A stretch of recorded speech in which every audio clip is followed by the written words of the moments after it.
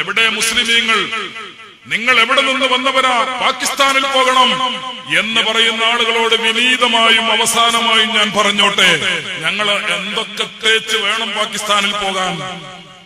ഞങ്ങൾ ഒരുപാട് സാധനങ്ങൾ, ഒരുപാട് ചിഹ്നങ്ങൾ ഉപേക്ഷിച്ച് വേണം ഞങ്ങൾ പാകിസ്ഥാനിൽ പോകാൻ. ഞങ്ങള് കുത്തുബ് മീനാർ ഉപേക്ഷിക്കണം, ഞങ്ങള് താജ്മഹൽ ഉപേക്ഷിക്കണം, ഞങ്ങള് ഒരുപാട് ചിഹ്നങ്ങൾ ഈ രാജ്യത്തിന്റെ തലസ്ഥാനത്തും മറ്റ് കേന്ദ്രങ്ങളിലുമുള്ള സാംസ്കാരിക കേന്ദ്രങ്ങളും ചരിത്രപരമായ ചിഹ്നങ്ങളും അതെല്ലാം ഉപേക്ഷിച്ച് വേണം ഞങ്ങൾ പാകിസ്ഥാനിൽ പോകാൻ. നിങ്ങൾക്ക് മറ്റെവിടെയെങ്കിലും പോകാൻ ഒന്നും ഉപേക്ഷിക്കേണ്ടതില്ല. കയ്യും വീശി പോകാം, കയ്യും വീശി നിങ്ങൾക്ക് പോകാം. ഞങ്ങളുടെ പൈതൃകമുണ്ട് ഇവിടെ, ഞങ്ങളുടെ സ്വത്തുക്കളുണ്ട് ഇവിടെ, ഞങ്ങളുടെ സാംസ്കാരിക ചിഹ്നങ്ങളുണ്ട് ഇവിടെ. അതൊക്കെ ഞങ്ങളുടെ രാജ്യത്ത് ഞങ്ങളുടെ പൂർവീകന്മാർ നേടിയെടുത്ത ചിഹ്നങ്ങളാണ്. ആ ചിഹ്നങ്ങളൊക്കെയും ഉപേക്ഷിച്ചുകൊണ്ട് ഞങ്ങൾക്ക് എവിടെയും പോകാനില്ല. നിങ്ങൾ പോകാൻ ഉദ്ദേശിക്കുന്നുവെങ്കിൽ കയ്യും വീശി പോകാം.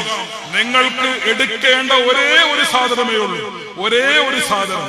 ജയിലിൽ നിന്ന് പുറത്തിറങ്ങാൻ വേണ്ടി 6 തവണ നിങ്ങളുടെ ആചാര്യൻ നക്കിക്കൊടുത്ത ആ ബ്രിട്ടീഷുകാരന്റെ ഷൂ ഇല്ലേ, ആ ഷൂ മാത്രമേ നിങ്ങൾക്ക് കയ്യിലെടുക്കാനുള്ളൂ. ഞങ്ങൾക്ക് ഒരുപാട് കയ്യിലെടുക്കാനുണ്ട്. അതുകൊണ്ട് അങ്ങനെ അങ്ങ് പോകാൻ പ്രയാസമാണ് എന്ന കാര്യം മാത്രം ഞാൻ അവരോട് സൂചിപ്പിച്ചുകൊണ്ട്, സഹോദരങ്ങളെ, നമുക്ക് ഒന്നിച്ചു നിൽക്കണം. പോരാളികൾ, പോരാളികൾ മതേതര സമൂഹത്തോട് ചേർന്ന് നിൽക്കണം, മതേതര സമൂഹത്തോട് ചേർന്ന് നിൽക്കണം. ഞാൻ ആമുഖത്തിൽ പറഞ്ഞ ഒരു കാര്യം ആവർത്തിച്ചു പറയുന്നു. ഇത് മുസ്ലിമീങ്ങളുടെ മാത്രം പ്രശ്നമല്ല, ഇത് മുസ്ലിമീങ്ങളുടെ മാത്രം വിഷയമല്ല, ഇത് ഈ രാജ്യത്തുള്ള സർവ്വ പൗരന്മാരുടെയും വിഷയമാണ്. ഈ രാജ്യത്തിന്റെ നിലനിൽപ്പുമായി ബന്ധപ്പെട്ട വിഷയമാണ്. അതുകൊണ്ട് മതേതര സമൂഹത്തോട് ചേർന്ന് നിന്നുകൊണ്ട് ഈ പോരാട്ടം നമ്മൾ മുന്നോട്ട് കൊണ്ടുപോകണം. ഒരു കാര്യം തീർച്ചയാണ്, ഈ പോരാട്ടത്തിൽ നമുക്ക് ജയിച്ചേ പറ്റൂ. ഈ പോരാട്ടത്തിൽ നമുക്ക് ജയിച്ചേ പറ്റൂ. കാരണം അത് ഈ രാജ്യത്തിന്റെ വിഷയമാണ് എന്ന കാര്യം നിങ്ങളെ ഓർമ്മപ്പെടുത്തി.